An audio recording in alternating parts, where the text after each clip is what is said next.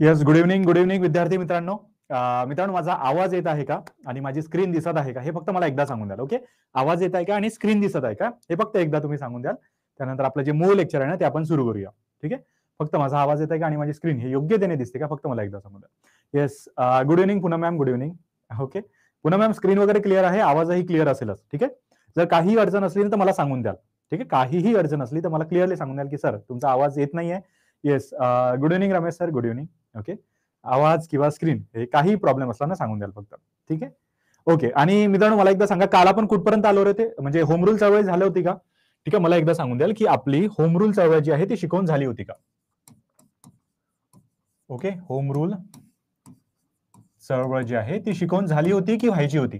ठीक आहे, सर्वांनी मला सांगून द्या की होम रूल चळवळ आपली झाली होती की व्हायची होती? ठीक आहे, आपण रॅडची हत्या शिकलो होतो का रे? रॅडची हत्या शिकलो होतो का? मला एकदा सांगून द्या. ठीक आहे, शिकलो होतो की शिकायचं होतं रॅडची हत्या आपण? ठीक आहे, सर्वांनी एकदा सांगून द्याल फक्त की होम रूल चळवळ जे आहे टॉपिक जो आहे आपण सुरू केला होता का आणि रॅडची हत्या जी आहे ती आपण शिकलो होतो का? ठीक आहे, ओके, ठीक आहे, काही हरकत नाही. कदाचित काही जण नवीनही असतील. ओके, ठीक आहे, तर आपण मला असं वाटतं की आपण अच्छा, पूनम मॅमनी म्हटलंय हो. ओके, म्हणजे होम रूल चळवळ झालेली होती. ठीक आहे, रॅडची हत्या सुद्धा झालेली होती आणि होम रूल चळवळ जी आहे ते सुद्धा शिकून झालेलं होतं. ठीक आहे, बरोबर आहे मी की चुकीतोय? ठीक आहे, बरोबर आहे की चुकतोय? बरं, काही हरकत नाही. बघा, रॅडची हत्या आय थिंक झालेली होती. आपण काय करूया, होम रूल चळवळवर एक रिकॅप घेऊया. ठीक आहे, होम रूल चळवळ काय घेऊया, एक रिकॅप घेऊया. ओके, मला सांगा मित्रांनो, होम रूल चळवळ जी होती ही कधीची होती रे? होम रूल चळवळ जी होती, ठीक आहे, अतिशय सोप्या प्रमाणात शिकवायची, असं डिफिकल्ट असं काहीच नाही करूया. नाही समजलं तर क्लिअरली सांगाल की सर नाही समजलं, मी पुन्हा एकदा समजून देईल. ओके, ठीक आहे, तर होम रूल चळवळ, होम रूलचा अर्थ काय होतो रे? बघा, इथे काय आहे, होम आणि रूल. ठीक आहे, रूलचा अर्थ होतो शासन करणे आणि होमचा अर्थ होतो घर. ठीक आहे, म्हणजे घरातच शासन करणे, याला म्हटलं जातं स्वशासन. ठीक आहे, याला काय म्हटलं जातं? स्वशासन. ठीक आहे, लक्षात असू द्या. ओके, स्वशासन म्हणजे घरातच, स्वतःच्याच घरात शासन करणे. होम म्हणजे काय होतं? घर, म्हणून स्वतःच्याच घरात शासन करणे याला म्हटलं जातं होम रूल. ओके, एवढं लक्षात असू द्या. आणि ही जी कल्पना होती, म्हणजे होम रूलची जी कल्पना होती, ही ऍक्च्युअली कोणत्या देशाची होती, म्हणजे कोणत्या देशामध्ये ऑलरेडी हे चळवळ चाललेली होती? तर तो होता मित्रांनो आयर्लंड देश. ठीक आहे, तो कोणता देश होता? तर तो होता मित्रांनो आयर्लंड. ठीक आहे, लक्षात असू द्या. आयर्लंड देशाची काय होती? ही मूळ कल्पना जी होती ती आयर्लंड देशाची होती. अगदी बेसिक फॉर्मॅटमध्ये लक्षात ठेवा. होम म्हणजे काय? घर, आणि रूल म्हणजे काय? शासन करणे, म्हणून होम रूल म्हणजे काय? स्वशासन. आणि ही जी कल्पना होती आयर्लंड देशाची होती. कोणी आणली सरी भारतामध्ये? ठीक आहे, कामधंदे नव्हते का यांना? कोणीतरी भारतामध्ये आणलीच असेल, तर ती आणली होती मित्रांनो अॅनी बेझंट यांनी. ठीक आहे, इथे लिहितो बघा त्यांचं नाव, अॅनी बेझंट. ठीक आहे, अॅनी बेझंट. बघा, आपण काय काय सुरू केलं होतं रे? बघा, आपण जहाल आणि मवाळ सुरू केलेले होते. ठीक आहे, जहाल आणि मवाळ. ठीक आहे, तर मवाळांचा आपला कन्सेप्ट समजून झालेला होता. मवाळ आपण समाज सुधारकामध्ये पुन्हा एकदा घेणारच आहोत. आपला कन्सेप्ट बाकी होता जहालांबद्दल. जहाल म्हणजे काय? उग्र स्वरूपाचे, एक वेळा मागायचं, जर नाही दिलं ना तर डायरेक्ट चळवळी, डायरेक्ट रस्त्यावर उतरूनच जायचं. मवाळ तसे नव्हते, एक वेळा मागायचं, नाही दिलं ना पुन्हा पुन्हा मागायचं. ठीक आहे, म्हणून जहाल लोक मवाळांना काय म्हणायचे रे? राजकीय भिकारी. काय म्हणायचे? राजकीय भिकारी. त्याचप्रमाणे एक होते मित्रांनो जहालांमध्ये. ठीक आहे, जहालांमध्ये लोकमान्य टिळक होते ना, त्यांच्याबद्दल आपण शिकत आहोत. ठीक आहे, लोकमान्य टिळकांचा काल इंट्रो सुद्धा झालेला होता. सोबतच काल आपण रॅडची हत्या बघितली होती. ठीक आहे, कदाचित तुम्हाला समजली असेल रॅडची हत्या. ठीक आहे, आज आपण काय बघणार आहोत? लोकमान्य टिळकांमध्येच होम रूल जे आहे ना ते बघणार. लोकमान्य टिळक संपलेले नाही. ठीक आहे, लोकमान्य टिळकांबद्दल त्याने एक पक्ष सुद्धा स्थापन केला होता, त्या पक्षाबद्दल सुद्धा आपल्याला बघायचं आहे. ठीक आहे, फक्त लक्षात असू द्या, होम रूलचा अर्थ होतो स्वशासन आणि आयर्लंड या देशातली ही मूळ कल्पना आहे. कोणी आणली भारतामध्ये? अॅनी बेझंट यांनी. ठीक आहे, आणि सर याच्यामध्ये जे आपले टिळक आहेत हे कसे इन्व्हॉल्व्ह झाले तर लक्षात असू द्या. बघा, टिळक जेलमधून परत आले. कधी आले सर परत जेलमधून? 1914 मध्ये. ठीक आहे, जेलमध्ये कासाठी गेले होते? कारण की त्यांनी न्यूजपेपरमध्ये, टिळक एकदम बिंदास माणूस, न्यूजपेपरमध्ये काहीही लिहायचे, म्हणजे एखादं जर वाटलं ना मनाला की हे योग्य आहे तर लिहून टाकायचे, आणि त्यामुळे इंग्रजांविरुद्ध काहीही लिहिल्यामुळे त्यांच्यावर राजद्रोहाचा खटला लावला जायचा. लक्षात असू द्या, त्यांच्यावर कुठला खटला लावला जायचा?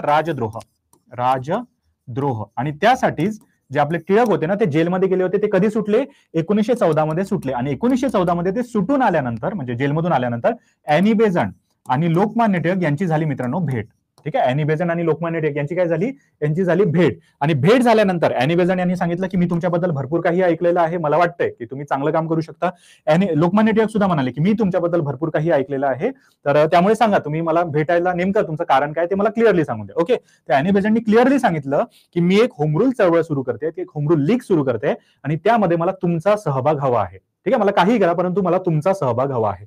आणि त्यासाठी म्हणून या दोघांनी मित्रांनो लोकमान्य टिळक आणि अॅनी बेझंट यांनी काय सुरू केलं रे, होम रूल चळवळ जी होती ती सुरू केली. ठीक आहे, समजतंय?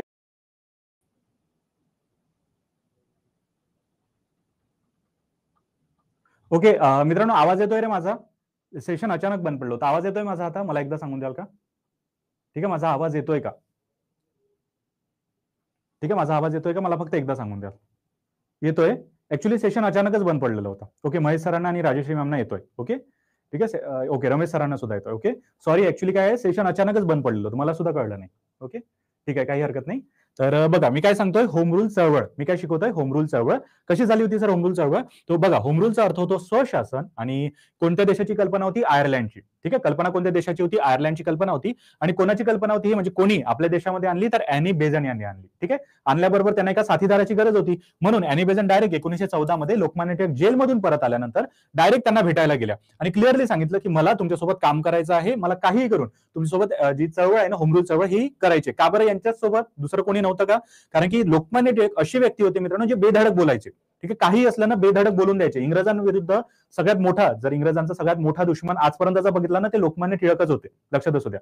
म्हणून इंग्रजांचा नंबर 1चा जो शत्रू म्हटलं जातं ते लोकमान्य टिळकांना म्हटलं जातं. ठीक आहे, एवढं लक्षात असू द्या. ओके, ठीक आहे. तर अॅनी बेझंट या कोणाला भेटायला गेल्या? लोकमान्य टिळकांना भेटायला गेले आणि इथून कहाणी वेगळी सुरू झाली. ठीक आहे, इथून काय कहाणी सुरू झाली सर? तर बघा, मी तुम्हाला थोडक्यात आणि चांगल्या शब्दात ते समजून सांगतो. ओके, हे थोडं डिलीट करतो. एवढं कळलं, स्वशासन आणि आयर्लंड या देशाची जी कल्पना होती ती होम रूलची होती. ओके, तर आता बघूया होम रूल जे आहे त्याचं नेमकी स्टोरी जी आहे किंवा होम रूल जे आहे ते कशा प्रकारचं आहे. बघा, होम रूलचे नेहमी 2 भागांमध्ये डिवायडेशन करायचं. ठीक आहे, होम रूलचं नेहमी 2 भागांमध्ये काय करायचं? डिवायडेशन करायचं. म्हणजे ती संस्था ज्या ज्या व्यक्तींनी चालवली होती त्यांच्या 2 भागांमध्ये डिवायडेशन करायचं. कोणी कोणी चालवली होती रे? तर ती संस्था चालवली होती लोकमान्य टिळक आणि अॅनी बेझंट. ठीक आहे, आणि होम रूलवर प्रश्न येतात. ठीक आहे, त्यामुळे लक्षात असू दे, अॅनी बेझंट. ठीक आहे, लोकमान्य टिळक आणि अॅनी बेझंट या दोघां मिळून काय चालवली रे? ते जी संस्था होती ना ती चालवली होती. ठीक आहे, आता लोकमान्य टिळकांनी कोणतं काम सांभाळलं होतं? बघा, लोकमान्य टिळकांकडे एक ऑफिस देण्यात आलेलं होतं, अॅनी बेझंटकडे सुद्धा एक ऑफिस होतं. अॅनी बेझंटकडे कुठलं ऑफिस होतं? तर मद्रास मधलं, अड्यार मद्रास. ठीक आहे, अॅनी बेझंटचं ऑफिस होतं अड्यार मद्रास, अड्यार मद्रास. ठीक आहे, लक्षात असू द्या. आणि लोकमान्य टिळकांकडे कुठलं ऑफिस होतं? तर लोकमान्य टिळकांकडे ऑफिस होतं मित्रांनो बेळगावचं. ठीक आहे, काय म्हणतो मी? बेळगाव. बेळगाव कुठे आहे रे? कोणाला माहिती आहे? बेळगाव. ठीक आहे, कोणाला माहिती आहे मला सांगा बरं, बेळगाव कुठे आहे? ठीक आहे, कोण सांगेल मला? बेळगाव जे आहे ते नेमकं कुठे आहे? ठीक आहे, कुठेतरी असेलच. ठीक आहे, आता सुद्धा तिथेच आहे. ठीक आहे, कुठेच बदललेलं नाही. तेव्हा सुद्धा तिथेच होतं, आता सुद्धा तिथेच आहे. बघा, रमेश सरांनी करेक्ट दिलं, कर्नाटक. ठीक आहे, बेळगाव कुठे आहे? कर्नाटक. ठीक आहे, के एन असं लिहितो. ठीक आहे, रमेश सरांनी जसं दिलं तसंच लिहितो, के एन. ओके, कर्नाटक. ठीक आहे, तर लोकमान्य टिळक हे बेळगावचं ऑफिस सांभाळायचे आणि अॅनी बेझंट हे अड्यार मद्रास येथलं ऑफिस सांभाळायचे. परंतु सर मला एक गोष्ट सांगा, मला एक गोष्ट नाही कळत आहे की होम रूल चळवळ जर चालवायची सोबत होती तर यांचं डिवायडेशन का केलं? ठीक आहे, यांचं लोकमान्य टिळकांनी आणि अॅनी बेझंट यांनी काम वाटून का बरं घेतलं? सोबत काम केलं असतं तरी चाललं असतं की, पण यांनी वाटून का बरं घेतलं? याच्या मागे कारण असं आहे मित्रांनो. बघा, कारण मी तुम्हाला सांगतो. ओके, कारण थोडं फनी आहे आणि थोडं किचकटही आहे. ओके, ठीक आहे, कारण काय बघा मी सांगतो. हे आहेत लोकमान्य टिळक. ठीक आहे, आणि या आहेत मित्रांनो अॅनी बेझंट. ठीक आहे, हे आहेत लोकमान्य टिळक आणि या आहेत मित्रांनो अॅनी बेझंट. आता लोकमान्य टिळकांचे सुद्धा काही अनुयायी असतील. अनुयायी म्हणजे काय? फॉलोअर्स. ठीक आहे, लक्षात असू. लोकमान्य टिळकांचे काही फॉलोअर्स असतील. ठीक आहे, आणि अॅनी बेझंटचे सुद्धा काही फॉलोअर्स असतील. ठीक आहे, तिथे प्रॉब्लेम काय झालेला होता की लोकमान्य टिळकांच्या फॉलोअर्सना अॅनी बेझंट या आवडायचेच नाही. ठीक आहे, अॅनी बेझंट नव्हते आवडत आणि अॅनी बेझंटचे जे अनुयायी होते यांना लोकमान्य टिळक आवडतच नव्हते. ठीक आहे, आणि त्यामुळे सगळा जो प्रॉब्लेम होता तो इथेच क्रिएट झाला. ठीक आहे, हे कामच नव्हते करत एकमेकांसोबत. अॅनी बेझंट यांचे अनुयायी हे लोकमान्य टिळकांना साथ देत नव्हते, लोकमान्य टिळकांचे अनुयायी अॅनी बेझंट यांना साथ देत नव्हते. त्यामुळे या दोघांनी मिळून म्युच्युअल अंडरस्टँडिंग मिळून या दोघांनी डिसाईड केलं की आपण काय करूया? वेगवेगळं काम करूया. ठीक आहे, आपण काय करूया रे? वेगवेगळं काम करूया. आणि त्यामुळे या दोघांनी काय केली? स्वतःची जी चळवळ होती ना ती वेगवेगळी केली. होम रूल चळवळीमध्ये 2 भागांमध्ये डिवायडेशन केलं. ठीक आहे, लोकमान्य टिळक हे बेळगावचं आणि अॅनी बेझंट हे अड्यार मद्रासचं. ठीक आहे, परंतु अॅनी बेझंटकडे कोणकोणतं होतं आणि लोकमान्य टिळकांकडे कोणकोणते भाग होते? ठीक आहे, भारताचे कोणते ना कोणते भाग असतीलच की, तर यांच्याकडे कोणते होते आणि यांच्याकडे कोणते होते यांच्यावर नेहमी प्रश्न असतो. ठीक आहे, लक्षात असू द्या. आणि याच्यावर सुद्धा प्रश्न आहे बरं, म्हणजे का बरं यांनी चळवळ वेगवेगळी केली होती? ठीक आहे, याच्यावर ऍक्च्युअली राज्यसेवेमध्ये आलेला आहे, पण लक्षात ठेवू द्या की, ठीक आहे, लक्षात ठेवायला काही जात नाही, त्यामुळे लक्षात असू द्या. ठीक आहे, का बरं वेगवेगळे करत होते? कारण की अनुयांना त्यांचे जे फॉलोअर्स असतात ना त्यांना नव्हते आवडत हे एकमेकाही. ठीक आहे, लोकमान्य टिळकांच्या अनुयांना अॅनी बेझंट नव्हते आवडत, अॅनी बेझंटच्या अनुयांना लोकमान्य टिळक नव्हते आवडत. ओके, ओके, संदीप सर म्हणतात की सर टेलिग्रामची लिंक द्या. ऍक्च्युली संदीप सर आज मी डिजिटल बोर्डवरून घेतोय ना, त्यामुळे माझ्याजवळ आता सध्या लिंक नाही सर. माझ्या लॅपटॉपमध्ये लिंक असते, परंतु आज काही कारणास्तव मी डिजिटल बोर्डवरून घेतोय. ठीक आहे, तर मी लिंक उद्या दिली तर चालेल का सर? संदीप सर तुम्ही सांगा. ठीक आहे, लिंक उद्या दिली तर चालेल का? ठीक आहे, स्पायडरमॅन बॅच म्हणून मी नाव दिलं आहे, परंतु मला नावाचं सजेशन आलं आहे की सर वेगळं नाव द्या, तर मी वेगळं नाव देणार आहे. ठीक आहे, फक्त मला सांगा की उद्या दिली तर चालेल का? अच्छा अपूर्व मॅम, ऍक्च्युली एक्स्ट्रीमली सॉरी, मी एमसीक्यू देऊ शकलो नाही. परंतु काय करा, मला त्या ग्रुपवर ठीक आहे, त्या ग्रुपवर मला टॅग करा आणि मेसेज करा की सर एमसीक्यू द्या. ऍक्च्युली खरंच मी विसरून गेलो. ठीक आहे, मी पीपीटी तयार करण्याच्या नादामध्ये विसरून गेलो, पण मला त्याच्यामध्ये टॅग करा आणि म्हणा की मॅम सर जे एमसीक्यूज आहे ते देऊन द्या, म्हणजे मला आठवून राहील आणि मी लगेच ते एमसीक्यू जे आहे ते देऊन देईल. ठीक आहे, ओके. मला ऍक्च्युली मी विसरून गेलो, कारण की भरपूर ग्रुप्स बनलेले आहेत आणि त्यांचे मेसेजेस येत राहतात. ठीक आहे, आणि संदीप सर मी उद्या आठवणीने तुम्हाला लिंक देतो. ठीक आहे, आज थोडं किचकट आहे, पण उद्या नक्की देतो सर. ओके, ठीक आहे. तर एवढं समजलं मित्रांनो, अॅनी बेझंट आणि लोकमान्य टिळक यांनी जे काम आहे ना ते चालवलं. ओके, अॅनी बेझंटकडे कोणकोणता भाग होता रे? ठीक आहे, अॅनी बेझंटकडे कोणकोणता भाग होता तर लक्षात असं, लोकमान्य टिळकांकडे भाग लक्षात ठेवा, अॅनी बेझंटचा भाग असाच लक्षात राहतो. ठीक आहे, लोकमान्य टिळकांकडे काय काय होता? महाराष्ट्र, कर्नाटक, मध्य प्रांत आणि वऱ्हाड. ठीक आहे, लक्षात असू द्या. कुठे लिहू रे? इथे लिहू का? ओके, बघा, महाराष्ट्र, कर्नाटक, मध्य प्रांत आणि वऱ्हाड म्हणजे विदर्भाचा भाग. ठीक आहे, महाराष्ट्र, कर्नाटक, मध्य प्रांत आणि वऱ्हाड हा कोणाकडे होता? लोकमान्य टिळकांकडे. ठीक आहे, आणि या महाराष्ट्रामध्ये मुंबई नव्हती, लक्षात असू द्या. या महाराष्ट्रामध्ये तेव्हा मुंबई नव्हती, म्हणून यांच्याकडे मुंबई देण्यातच आली नाही. ठीक आहे, मुंबई कोणाकडे गेली असेल? मग मुंबई गेली अॅनी बेझंटकडे. लक्षात असू द्या, यांच्याकडे महाराष्ट्र, कर्नाटक, मध्य प्रांत आणि वऱ्हाड होतं, आणि मुंबई कोणाकडे गेली? मुंबई गेली अॅनी बेझंटकडे. मुंबई सोबत उर्वरित भारत जो आहे तो पूर्णपणे त्यांना देण्यात आला. ठीक आहे, लक्षात असू द्या, मुंबईसह उर्वरित भारत, मुंबईसह संपूर्ण भारत. ठीक आहे, फक्त भारतातले कोणकोणते भाग सोडले तर मध्य प्रांत आहे, वऱ्हाड आहे, कर्नाटक आहे आणि महाराष्ट्र आहे, हे भाग नाही. ठीक आहे, हे भाग लोकमान्य टिळकांनी घेतलेले आहे, त्यामुळे हे भाग न देता त्यांच्याकडे उर्वरित जे भाग आहेत ना ते देण्यात आले. ठीक आहे, एवढं लक्षात असू द्या. ओके, आता लोकमान्य टिळक हे थोडे म्हणजे त्यांनी काम वगैरे चांगले केलेले आहेत. ठीक आहे, परंतु त्यांनी काय केलं, बेळगावचं जे ऑफिस आहेत ना ते एका व्यक्तीला सांभाळायला दिलं. ठीक आहे, बेळगावचं ऑफिस कोणाला सांभाळायला दिलं? कोणाला माहिती आहे? ठीक आहे, बेळगावचं ऑफिस त्यांनी एका व्यक्तीला सांभाळायला दिलं, आणि त्या व्यक्तीचं नाव तर मित्रांनो बघा, मी तुम्हाला सांगतो. ओके, त्या व्यक्तीचं नाव काय होतं सर? तर त्या व्यक्तीचं नाव होतं मित्रांनो जोसेफ बॅपिस्टा. ठीक आहे, लक्षात असू द्या. लोकमान्य टिळकांनी बेळगावचं जे ऑफिस आहे, ठीक आहे, बेळगावचं जे ऑफिस आहे ते एका व्यक्तीला सांभाळायला दिलं, आणि त्या व्यक्तीचं नाव होतं जोसेफ बॅपिस्टा. लक्षात असू द्या, जोसेफ बॅप्टिस्टा. ठीक आहे, लक्षात असू द्या. लोकमान्य टिळकांनी आपलं जे ऑफिस होतं ते एका व्यक्तीला सांभाळायला दिलं, आणि त्या व्यक्तीचं नाव होतं मित्रांनो जोसेफ बॅपिस्टा. आता हे सर कोण होते? ठीक आहे, लक्षात असू द्या, लोकमान्य टिळकांचे हे अनुयायी सुद्धा होते. ठीक आहे, जोसेफ बॅपिस्टा, आणि हे अतिशय हुशार व्यक्ती म्हटले जातात. ठीक आहे, अतिशय तेव्हाचे अतिशय हुशार व्यक्ती, लिहिण्यामध्ये असो किंवा इतरही कामांमध्ये अतिशय हुशार व्यक्ती म्हटले जातात. आणि यांनी एवढं चांगलं काम केलं होतं मित्रांनो या होम रूल चळवळीमध्ये, का यांना एक पदवीच मिळून घेतली. कोणती पदवी सर? तर यांना father of home rule in India म्हटलं जातं. Father of a home rule in India. ठीक आहे, मला सांगा एवढं समजलं का? ठीक आहे, एवढं समजलं का? मला एकदा सांगा. जोसेफ बॅपिस्टा यांना काय म्हटलं जातं? Father of a home rule in India. ठीक आहे, एवढं लक्षात असू द्या. ओके, समजतंय? सर्वांना समजत आहे का? मला एकदा सांगून द्याल. नसेल समजत तर काही हरकत नाही, मला एकदा सांगा, मी पुन्हा एकदा समजून सांगतो होतं. ठीक आहे, फक्त मला एकदा सर्वांनी हो, नाही, ओके काही केलं तरी चालेल, फक्त एकदा सांगून द्या की सर समजतंय, नाही समजत आहे. ठीक आहे, ओके. तर एवढ्या कळायला गोष्टी की लोकमान्य टिळक आणि अॅनी बेझंट मिळून जी चळवळ होत्या त्या चालवत होत्या. लोकमान्य टिळक यांच्याकडे हे भाग होते आणि अॅनी बेझंट यांच्याकडे मुंबईसह उर्वरित जो भारत होता तो देण्यात आलेला होता. आणि लोकमान्य टिळकांनी काय केलं? बेळगावचं काम सांभाळण्याची जबाबदारी दिली जोसेफ बॅपिस्टाकडे. जोसेफ बॅपिस्टा अतिशय हुशार होते, त्यांनी उत्तमपणे जबाबदारी सुद्धा सांभाळली, आणि म्हणून यांना म्हटलं जातं father of home rule in India. सोबतच जोसेफ बॅपिस्टाचं एक वाक्य आहे मित्रांनो. ठीक आहे, कोणतं वाक्य आहे? जर मी ते वाक्य सांगितलं ना तुम्ही अचंबित व्हाल की सर हे वाक्य यांचं नाहीच. ठीक आहे, हे वाक्य यांचं नाहीच. ते वाक्य कोणतं आहे? ते वाक्य आहे मित्रांनो, स्वराज्य हा माझा जन्मसिद्ध अधिकार आहे आणि तो मी मिळवणारच. ठीक आहे, परंतु सर आम्ही लहानपणीपासून ऐकलेलं आहे की स्वराज्य हा माझा जन्मसिद्ध अधिकार आहे आणि तो मी मिळवणारच. हे वाक्य तर लोकमान्य टिळकांचं आहे. ठीक आहे, नाही मित्रांनो, हे वाक्य जे आहे ना हे जोसेफ बॅपिस्टा यांचं आहे. लिहिलेलं होतं, म्हणजे या वाक्याचे जनक होते जोसेफ बॅपिस्टा. हे फक्त म्हटलं होतं लोकमान्य टिळकांनी. ठीक आहे, हे म्हटलं होतं लोकमान्य टिळकांनी, परंतु जनक कोण आहे? टिळकांनी येस बघा, अंजुम यांनी अतिशय बरोबर सांगितलंय की हे जे वाक्य आहे फक्त म्हटलं होतं लोकमान्य टिळकांनी, लिहिलं किंवा यांची जी मूळ रचना होती ना ती जोसेफ बॅपिस्ट यांनी केलेली होती. ठीक आहे, लक्षात आलं एवढं? ठीक आहे, छोटे छोटे शब्द आहेत, फक्त हे लक्षात असू द्या. ठीक आहे, जोसेफ बॅपिस्ट यांनी पूर्ण जी रचना होती ना, म्हणून या वाक्याचे जनक सुद्धा आहेत जोसेफ बॅपिस्टा. ठीक आहे, लोकमान्य टिळक नाही. लोकमान्य टिळकांनी फक्त भाषणामध्ये याचा वापर केला. ठीक आहे, कारण की लोकमान्य टिळकांना जेव्हा बेळगावमध्ये आले होते ना, म्हणजे महाराष्ट्रातलं काम संपवून जेव्हा बेळगावमध्ये आले, तर बेळगावमध्ये यांना भाषण देण्यासाठी उभं केलं होतं. त्याच्या थोड्या वेळ अगोदर, ठीक आहे, थोड्या वेळ अगोदर जेव्हा ऑफिसमध्ये बसून होते, तर ऑफिसमध्ये जोसेफ बॅपिस्टांचं हे वाक्य यांनी वाचलं. ठीक आहे, आणि तेच वाक्य जे आहे ना त्यांनी फक्त त्यांच्या भाषणांमध्ये वापर केला, आणि त्यामुळे आपल्याला वाटतं की ते वाक्य त्यांचं होतं, पण ते वाक्याचे जनक आहेत जोसेफ बॅपिस्टा. ठीक आहे, तर मला सांगा मित्रांनो, इथपर्यंतच्या गोष्टी समजल्या का?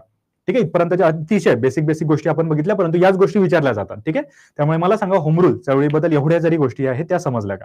नसेल समजल्या तरी मला सांगा, आपण हवं तर त्यावर दुसरा जो पर्याय तो शोधूया. ठीक आहे, परंतु मला सांगा एवढ्या ज्या गोष्टी आहेत त्या कळल्या का?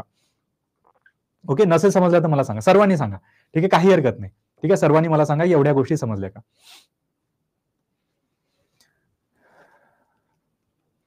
ओके, ओके, येस, सर्वांना हो हो हो येस. ओके, नाही समजलं तर काही हरकत नाही. ओके, मला सांगत चला, मी हवं तर पुन्हा एकदा समजून देईल. ओके, एवढं समजलं, हे झालं होम रूल चळवळीबद्दल. ओके, हे कशाबद्दल झालं? होम रूल चळवळीबद्दल. परंतु सर याच्यानंतर काय शिकायचं आहे? ठीक आहे, याच्यानंतर काय शिकायचं? कारण की आपण काय शिकतोय रे? आपण शिकतोय लोकमान्य टिळकांबद्दल. ठीक आहे, लोकमान्य टिळकांच्या मधामध्ये येतात होम रूल चळवळ. ठीक आहे, लोकमान्य टिळकांच्या मधामध्येच त्यांच्या इंट्रोमध्येच एक येते होम रूल चळवळ, आणि होम रूल चळवळीनंतर, ठीक आहे, होम रूल चळवळीनंतर येतो काँग्रेस डेमोक्रेटिक पक्ष. ठीक आहे, काँग्रेस डेमोक्रेटिक पार्टी, जी कोणी सुरू केली होती रे? तर काँग्रेस डेमोक्रेटिक पार्टी जी होती मित्रांनो, ही सुरू केली होती लोकमान्य टिळकांनी. ठीक आहे, लक्षात असू द्या. ठीक आहे, होम रूल चळवळीचा पार्ट तुम्हाला समजला असेल, नसेलही समजला तर मला सांगून द्याल, मी पुन्हा एकदा समजून देईन. ओके, त्याच्यानंतर येते मित्रांनो काँग्रेस डेमोक्रेटिक पार्टी. ठीक आहे, लक्षात असू द्या. ओके, हे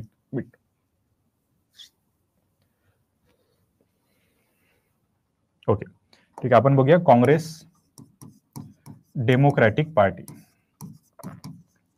डेमोक्रेटिक पार्टी, ठीक आहे, कोणाची होती रे? Congress democratic party. तर लक्षात असू द्या, काँग्रेस डेमोक्रेटिक पार्टी जी होती ना मित्रांनो, ही होती लोकमान्य टिळकांची. ठीक आहे, कोणी सुरू केली होती? लोकमान्य टिळकांनी ही जी पार्टी आहे ही सुरू केली होती. कशासाठी सुरू केली सर?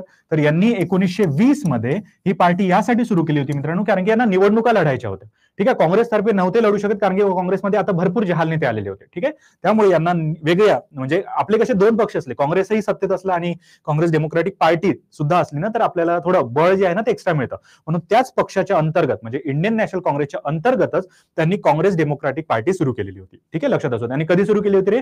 1920 मध्ये सुरू केलेली होती, कारण की त्यांना निवडणुका ज्या आहेत त्या लढायच्या होत्या. ठीक आहे, परंतु इथे प्रॉब्लेम असा झाला की त्यांनी जी पार्टी आहे ती सुरू तर केली, परंतु सुरू केल्याच्या काही दिवसांमध्येच त्यांचा झाला मित्रांनो मृत्यू. कोणाचा रे? लोकमान्य टिळकांचा. 1 ऑगस्ट 1920 ला जो लोकमान्य टिळकांचा मृत्यू आहे ना तो झालेला होता. ठीक आहे, लक्षात असू. यांनी पार्टी सुरू तर केली की 1920च्या ज्या निवडणुका आहेत ना त्या आपण लढू शकू, परंतु ही जी पार्टी आहे ना ही जास्त काळ नाही चालू शकली, कारण की 1 ऑगस्ट 1920 ला यांचं जे निधन होतं ना ते झालेलं होतं. ठीक आहे, यांच्या अनुयायांनी ही पार्टी चालवण्याचा प्रयत्न केला, परंतु ही जिंकून न आल्यामुळे यांचं जे काम आहे ना ते रद्द झालं. ठीक आहे, लक्षात आलं एवढं? ठीक आहे, एवढं समजलं का? आणि यांना, जे आपले लोकमान्य टिळक होते मित्रांनो, यांना भारतीय असंतोषाचं जनक सुद्धा म्हटलं जातं. भारतीय असंतोषाचं जनक. ठीक आहे, कोणाद्वारे म्हटलं गेलं रे भारतीय असंतोषाचं जनक असं लोकमान्य टिळकांना कोणाद्वारे म्हटलं गेलं? तर व्हॅलेंटाईन चिरोल. ठीक आहे, लक्षात असू द्या, व्हॅलेंटाईन चिरोल यांनी लोकमान्य टिळकांना भारतीय असंतोषाचा जनक म्हटलेलं आहे. Valentine Chirol. ठीक आहे, आता काही दिवसात आहे ना व्हॅलेंटाईन डे, व्हॅलेंटाईन चिरोल. ठीक आहे, आज जसा रोज डे आहे त्याप्रमाणे व्हॅलेंटाईन चिरोल यांनी भारतीय असंतोषाचं जनक असं कोणाला म्हटलं होतं? लोकमान्य टिळकांना म्हटलं होतं, फक्त लक्षात असू द्या. ठीक आहे, आणि तुम्ही मित्रांनो, तुम्हाला हे हिरो माहिती आहे का? सुबोध भावे. ठीक आहे, सुबोध भावेंवर एक वेळा सरळ सेवेमध्ये प्रश्न आलेला होता की लोकमान्य टिळकांचा जो मूवी आहे, कोणता आहे लोकमान्य टिळकांचा मूवी? तर लोकमान्य एक युगपुरुष. ठीक आहे, तुम्ही बघितलं असेल ना लोकमान्य एक युगपुरुष. ठीक आहे, तर लोकमान्य टिळकांचा एक मूवी आहे मित्रांनो, लोकमान्य एक युग पुरुष. तर या मूवीमध्ये प्रश्न असा होता की कोणी लोकमान्य टिळकांची जी भूमिका आहे ना ती केलेली आहे. ठीक आहे, कोणी केलेली आहे रे? सुबोध भावे यांनी. लोकमान्य एक युग पुरुष. युग पुरुष. ठीक आहे, या मूवीमध्ये सुबोध भावे, सुबोध भावे यांनी काय केली आहे रे? तर यांनी लोकमान्य टिळकांची जी भूमिका आहे ना ती केलेली आहे. ठीक आहे, कदाचित तुम्ही बघितलेलं असेल, कारण की यावर सरळ सेवेमध्ये एकदाच प्रश्न आलेला होता, परंतु आलेला होता. कधी आला होता हा मूवी? हा 2015चा मूवी आहे. ठीक आहे, 2015 मध्ये लोकमान्य एक युग पुरुष हा मूवी आलेला होता, आणि यामध्ये लोकमान्य टिळकांची भूमिका सुबोध भावे यांनी केलेली होती. ठीक आहे, आणि मित्रांनो सोबतच अजून एक छोट्या छोट्या गोष्टी ज्या आहेत त्या लक्षात असू द्या, की लोकमान्य टिळकांची काही वाक्य आहेत, ठीक आहे, लोकमान्य टिळकांची काही प्रसिद्ध वाक्य आहेत ते सुद्धा लक्षात असू द्या. काय वाक्य आहे सर? बघा, लोकमान्य टिळक यांचे काही प्रसिद्ध वाक्य आहे, ठीक आहे. पहिलं कोणतं आहे? तर पहिलं म्हटलेलं वाक्य आहे की स्वराज्य हा माझा जन्मसिद्ध हक्क आहे आणि तो मी मिळवणारच, ठीक आहे. स्वराज्य हा माझा जन्मसिद्ध हक्क आहे आणि तो मी मिळवणारच, ठीक आहे. ओके, दुसरं वाक्य कोणाला माहिती आहे? ठीक आहे, भरपूर वाक्य आहेत. दुसरं वाक्य काय आहे? तर दुसरं वाक्य सुद्धा फेमस आहे आणि दुसरं वाक्य असं आहे मित्रांनो की इंग्लंड, ठीक आहे, लक्षात असू द्या, इंग्लंड हा एवढा छोटा देश आहे की पूर्ण भारतीय, ठीक आहे, भारतीय लोक त्याच्यावर थुंकले जरी ना तरी तो देश वाहत जाईल, ठीक आहे. हे कोणाचं वाक्य आहे? टिळकांचंच वाक्य आहे की इंग्लंड हा एवढा छोटा देश आहे की पूर्ण भारतीय त्यांच्यावर थुंकले जरी तरी तो देश वाहत जाईल, ठीक आहे, लक्षात असू द्या. इंग्लंड हा एवढा छोटा देश आहे की पूर्ण भारतीय त्यांच्यावर थुंकले जरी तरी तो देश वाहत जाईल. म्हणजे बघा मित्रांनो, एवढूसा देश आपल्या एवढ्या मोठ्या जगावर राज्य करायला निघाला होता, ठीक आहे, लक्षात असू द्या. तर इंग्लंड हा एवढा छोटा देश आहे की पूर्ण भारतीय जरी त्यांच्यावर थुंकले ना तरी तो देश वाहत जाईल, ठीक आहे. एक तिसरं वाक्य आहे जे थोडं फनी सुद्धा आहे की 4 आण्याची भांग घेतली की हव्या तेवढ्या कल्पना सुचतात, ठीक आहे, लक्षात असू द्या. 4 आण्याची भांग घेतली की हव्या तेवढ्या कल्पना सुचतात, ठीक आहे. हे लोकमान्य टिळकांचंच वाक्य आहे की जर आपल्याला काही विचार करायचा असेल, त्यांचं असं म्हणणं होतं की 4 आण्याची भांग घ्या. 4 आणे म्हणजे काय? तर तेव्हाचे पैसे, जसं आता 1 रुपया 2 रुपये असतो ना, तेव्हा आणे असायचे, ठीक आहे, लक्षात असू द्या. जसं तुम्ही 1 रुपयाच्या आधी 8 आणे बघितले असतील, ठीक आहे, त्याप्रमाणे 4 आण्याची भांग घेतली की हव्या तेवढ्या कल्पना आपोआपच सुचतात, काही करण्याची गरजच पडत नाही, ठीक आहे. हे सुद्धा एक त्यांचंच वाक्य. ते वाक्य थोडे लक्षात असू द्या. आता हे वाक्य विचारल्या जाण्याची शक्यता जी आहे ना ती कमी आहे, परंतु लक्षात असू द्या, ठीक आहे. तर मला सांगा मित्रांनो, इथपर्यंत लोकमान्य टिळक समजले का? ठीक आहे, कारण की इथे लोकमान्य टिळक संपतात आणि याच्यानंतर सुरू होतं गांधीयुग, ठीक आहे. गांधीयुग, तुम्हाला बंगालची फाळणी समजली, ठीक आहे, बंगालची फाळणी जी आहे ती समजलेली असेल, ठीक आहे, कदाचित ती समजलेली असेल. आणि त्यानंतर आपण लोकमान्य टिळक जे आहेत ना ते सुद्धा घेतलेले होते. ओके, तर मला सांगा इथपर्यंतच्या गोष्टी समजल्या आहे का? ठीक आहे, कारण की याच्यानंतर जे आहेत ना ते भरपूर जास्त इम्पॉर्टंट आहे, ठीक आहे, भरपूर जास्त इम्पॉर्टंट शिकायचं आहे. मला फक्त सांगा इथपर्यंतच्या गोष्टी समजल्या का? नसेल समजलं तसंही मला सांगा की सर हा पार्ट मला नाही समजला, मला पुन्हा एकदा समजून दे, मी पुन्हा एकदा देतो समजावून, ठीक आहे. फक्त मला बोला, माझ्याशी बोला की सर समजलं आहे किंवा नाही, ठीक आहे. ओके, सर्वांनी सांगा मला की समजलं आहे किंवा नाही. ओके, बघा, तेजस सरांना समजलेलं, ओके, ठीक आहे, तेजस सरांना समजलेलं आहे. अजून कोणालाच नाही समजलं? ठीक आहे, बघा, रमेश सरांनाही समजलं, ओके, ठीक आहे. नसेल समजलं तर मला सांगा, चला, काही होत नाही, बघा, काही होत नाही, काही गोष्टी नाहीच कळणार ना. जसं मी ग्रॅज्युएशन मध्ये होतो, मला नाही समजायच्या काही गोष्टी, त्यामुळे बिंदास राहा की सर नाही समजत आहे, ही गोष्ट पुन्हा एकदा समजून द्या. आणि मी कधी रागवत नाही, त्यामुळे बिंदास सांगायचं. ओके, ठीक आहे. ओके, एकच मिनिट.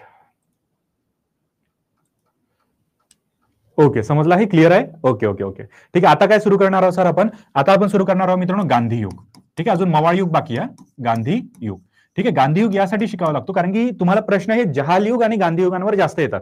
मवाळ युगावर फार कमी प्रश्न आहेत, तर त्यामुळे समाज सुधारक जेव्हा घेतो ना तेव्हा मवाळ युग कसा चालला होता ते सुद्धा तुम्हाला समजून सांगून दे, ठीक आहे. आता लक्षात असू द्या गांधीयुग. गांधीयुग म्हणजे कोणाचा युग रे? तो असतो महात्मा गांधीजींचा, ठीक आहे, महात्मा गांधीजींचा युग. ओके, महात्मा गांधीजींचा युग, त्याला म्हटलं जातं गांधीयुग, ठीक आहे. तर कदाचित तुम्ही लगेरो मुन्नाबाई बघितला असेल, त्यामुळे महात्मा गांधीबद्दल जास्त सांगण्याची गरज नाही. तरी सुद्धा महात्मा गांधीबद्दल भरपूर काही आपण शिकणार आहोत. त्यांच्या चळवळी असो, त्यांचा जन्म असो, त्यांच्या आईचं नाव, जो संजय दत्तला प्रश्न येत नाही ना की आईचं नाव काय होतं रे, कोण सांगेल मला? महात्मा गांधी यांच्या आईचं नाव काय होतं? ठीक आहे, त्यांचं पूर्ण नाव काय होतं? मोहनदास करमचंद गांधी. मोहनदास करमचंद गांधी. परंतु मला कोण सांगेल महात्मा गांधी यांच्या आईंचं नाव काय होतं? करमचंद म्हणजे वडिलांचं नाव कळून गेलं. कोणाला माहितीये आईंचं नाव काय होतं? लगेरो मुन्नाबाई बघितला किंवा नाही? ठीक आहे, लगेरो मुन्नाबाई 100% बघितला असेल, त्यामुळे सांगा की जे आईचं नाव, महात्मा गांधी यांच्या आईचं नाव काय होतं? ठीक आहे, फक्त सांगून बघा, काय वाटतं तुम्हाला? हा, बघा, श्रीहरी सरांनी सांगितलं सुद्धा. येस, श्रीहरी सरांनी उत्तम सांगितलं, पुतलीबाई. काय होतं? जे यांच्या आईचं नाव होतं मित्रांनो पुतलीबाई, लक्षात असू द्या, पुतलीबाई. कारण की संजय दत्त तिथेच अडतो ना रे, त्याला त्याच्या आईचं नाव आठवत नाही, तो डॉक्टर त्याला तिथेच कन्फ्युज करतो ना. येस, त्यामुळे यांचं आईचं नाव काय होतं? पुतलीबाई. आणि यांचा जन्मदिवस कोणता आहे रे? 2 ऑक्टोबर 1869. ठीक आहे, महात्मा गांधींचा जन्मदिवस कोणता आहे? 2 ऑक्टोबर 1869. ओके, कुठे झाला होता जन्म? तर लक्षात असू दे, यांचा जन्म झालेला होता पोरबंदर, गुजरात. पोरबंदर, गुजरातमध्ये. ठीक ठीक आहे. गुजरातमध्ये यांचा जो जन्म होता 2 ऑक्टोबर 1869 मध्ये झालेला होता. ठीक आहे, लक्षात असू दे. आणि मोहनदास करमचंद गांधी हे पूर्ण नाव जर कधी विचारलं तर विचारणार नाही, कारण की एवढे बेसिक प्रश्न आता नाही आहेत. ठीक आहे. आणि यांच्या आईचं नाव होतं पुतलीबाई, आणि आईचं नाव तर कधीच विचारत नाही, ते फक्त मूवीमध्ये विचारतात, पेपरमध्ये अजिबात विचारलं जाणार नाही आईचं नाव. ठीक आहे. आणि यांचा जो जन्मदिवस आहे ना मित्रांनो 2 ऑक्टोबर, ठीक आहे, हा आंतरराष्ट्रीय अहिंसा दिवस म्हणून साजरा केला जातो. ठीक आहे, आंतरराष्ट्रीय अहिंसा दिवस म्हणून 2 ऑक्टोबर जो आहे ना तो साजरा केला जातो. ठीक आहे, लक्षात असू दे. यांनी अनेक ग्रंथ वगैरे लिहिले होते किंवा भरपूर माहिती यांच्याबद्दल आहे, परंतु तुम्हाला विचारलं काय जातं तर यांचे सत्याग्रह, ठीक आहे, तुम्हाला विचारले काय जातात यांच्या चळवळी म्हणा, सविनय कायदेभंग असेल, असहकार असेल, याच्यावर तुम्हाला जास्त प्रश्न येतात. ठीक आहे. ओके, आपण महात्मा गांधी यांच्याबद्दल बघतोच आहे, तर मला सांगा महात्मा गांधी यांना किती मुलं होती आणि त्यांची नाव काय? ठीक आहे, कोण सांगेल मला? महात्मा गांधी यांच्या मुलांचे नाव काय आहे? ठीक आहे, एक बेसिक माहिती बघूया आणि त्यानंतर मूळ जो आहे ना ते सुरू करूया. ठीक आहे, कोण सांगेल मला महात्मा गांधी यांच्या मुलांचं नाव काय आहे? ठीक आहे, कोणाला माहिती असेल तर सांगा. ओके, यांना मुलगी सुद्धा होती, कोणाला माहिती नाही याच्याबद्दल, भरपूर कमी जणांना माहिती राहते, यांना मुलगी सुद्धा होती. ओके ओके, मला सांगा महात्मा गांधी यांच्या मुलांचं नाव काय? त्याच मूवीमध्ये लगेरो मुन्नाबाई मध्ये त्यांच्या मुलांचे नाव सुद्धा सांगितलेले. ठीक आहे, कोणी जण म्हणतं राजीव गांधी, इंदिरा गांधी, पण ते चुकीचं होतं. ठीक आहे, त्यांच्या मुलांचं नाव काय होतं? हरिलाल, मणिलाल, रामदास, देवदास. लक्षात असू द्या, हरिलाल, बडे बेटे का नाम था हरिलाल, मणिलाल, मणिलाल, रामदास आणि देवदास. रामदास आणि देवदास. ठीक आहे, लक्षात येऊ द्या, हरिलाल, मणिलाल, रामदास, देवदास. ठीक आहे, समजत आहे? हा, ठीक आहे. हे काय होते यांच्या मुलांची नावं. परंतु सर तुम्ही म्हणाले यांना एक मुलगी होती. ठीक आहे, तर मुलीचं नाव कोणाला माहिती आहे? ठीक आहे, मुलीचं नाव कोणाला माहिती आहे? ठीक आहे, मुलीचं नाव सांगितल्यावर तुम्ही थोडे अचंबित व्हाल. सर ओके, तेजस सर काय विचार? सर बंगालची फाळणी. सर मी समजलो नाही प्रश्न. बंगालच्या फाळणी मध्ये कोण होतं असं म्हणतात का तुम्ही? बंगालच्या फाळणीमध्ये मेन कोण होतं असं म्हणतात? ठीक आहे, लोकमान्य टिळकच होते त्यामध्ये मेन जे होते, लोकमान्य टिळक. इतरही नेते होते जे बंगालची रिलेटेड होते, ते नेते सुद्धा तिथे आलेले होते. ठीक आहे, मी बंगालची फाळणी पुन्हा एकदा सांगू का? मला एकदा सांगा, मी बंगालची फाळणी होतं पुन्हा एकदा सांगतो. ठीक आहे, ओके, मला तसं सांगा तेजस सर, मी हवं तर पुन्हा एकदा सांगतो, नसेल समजली तर. ठीक आहे, मेन कोण होतं ते विचारत आहात. लोकमान्य टिळक त्यामध्ये मेन होते. ओके, लोकमान्य टिळक त्यामध्ये जे होते ना ते मेन होते मित्रांनो बंगालच्या फाळणीमध्ये. ओके, लक्षात. जे चतुश्रुती कार्यक्रम होता ना की स्वराज्य, स्वदेशी, राष्ट्रीय शिक्षण आणि बहिष्कार, तो कार्यक्रम त्यांनीच दिलेला होता लोकमान्य टिळकांनी. ठीक आहे, लक्षात असू दे. बरं, मी छोटासा रिकॅप घेऊन घेईल. ठीक आहे, या सेशनच्या किंवा उद्याच्या सेशनच्या शेवटी एक छोटासा बंगालच्या फाळणीचा रिकॅप घेऊन घेईल, म्हणजे थोडं आठवून जाईल. ओके, ठीक आहे, लक्षात असू द्या. हरिलाल, मणिलाल, रामदास, देवदास हे महात्मा गांधी यांची मुलांची नावं होती, परंतु त्यांची एक मुलगी सुद्धा होती आणि तिचं नाव होतं मित्रांनो, ते नाव सांगितलं तुम्ही थोडे अचंबित व्हाल, ते होतं मेडलिन एडमंड स्लेड. ठीक आहे, मेडलिन एडमंड स्लेड हे एकच व्यक्तीचं नाव आहे. Okay, Madeline Edmund Slade. Sir हे कसं नाव आहे मेडलिन एडमंड स्लेड? तर हे जे होती ना मित्रांनो, ही ऍक्च्युली ब्रिटिश होती आणि महात्मा गांधीला आपल्या मुलगी मानायचे. ठीक आहे, तुम्ही मोस्ट ऑफ द सीन मध्ये महात्मा गांधी सोबत एक फॉरेनर असते. ठीक आहे, महात्मा गांधी सोबत एक फॉरेनर असते, तर ती फॉरेनर मेडलिन एडमंड स्लेड आहे. ठीक आहे, लक्षात असू द्या. ठीक आहे, हिला प्रसिद्ध नाव आहे मीरा बहन. ठीक आहे, मी हवं आज ग्रुपवर एक क्लिप पाठवतो, त्याच्यामध्ये सुद्धा आहे. हिला म्हटलं जायचं मीरा बहन. मीरा बहन म्हणजे बाकीचं जग हिला मीरा बहन म्हणायचं, परंतु ही महात्मा गांधीची मानस कन्या होती. ठीक आहे, मानलेली मुलगी. ही कोण होती? महात्मा गांधीची मानस कन्या. मानस कन्या. ठीक आहे, समजलं एवढं मला एकदा सांगून द्या. ठीक आहे, एवढं समजलं या गोष्टी ज्या आहे.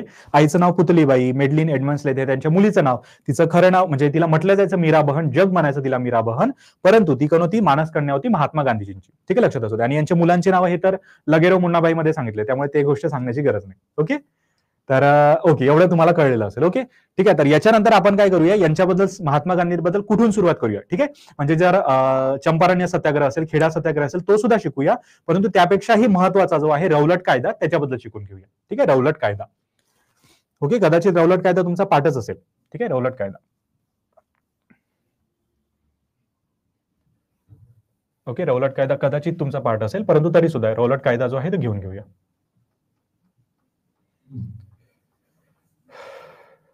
ओके, रौलट कायदा काय होता ते सुद्धा समजून घेऊ. ओके ओके, ठीक आहे, तर रौलट कायदा कधीचा होता कोणाला माहिती आहे रे? रौलट कायदा हा नेमका कधीचा होता? कोण सांगेल मला? कोणाला माहिती आहे रौलट कायद्याबद्दल?